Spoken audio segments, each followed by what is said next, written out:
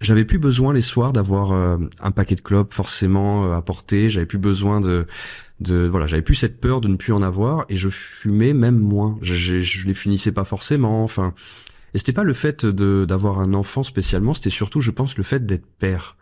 D'un seul coup, je fumais, je pense, dans une idée de me sentir plus homme en fait, tout simplement, en lien avec le fait que je pleurais beaucoup, que je me sentais trop féminin quelque part.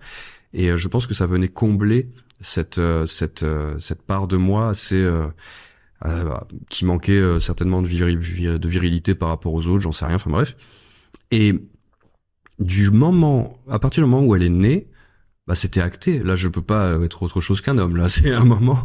Et je pense que directement, ça m'a donné dans l'envie déjà même pas dans l'envie, ça se fait très directement, juste de réduire et puis de faire ce qu'il fallait après pour arrêter. J'ai rencontré quelqu'un dans Paris qui m'a permis d'arrêter en une séance, c'était incroyable. Et puis voilà. Mais c'est le changement qui s'est opéré à la naissance de cet enfant. Ça a permis de souder aussi notre couple.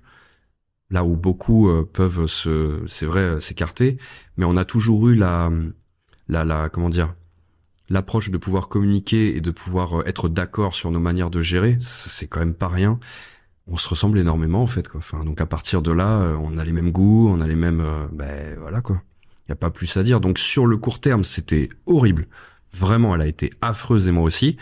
Sur le long terme, en fait, on a construit un truc qui juste tient vachement bien, en fait. C'est dingue de se le dire, mais ça tient. Elle se pensait maudite, moi aussi. On pensait que juste quoi qu'on fasse dans notre vie, dès qu'on touche un truc, ça disparaît et ça meurt.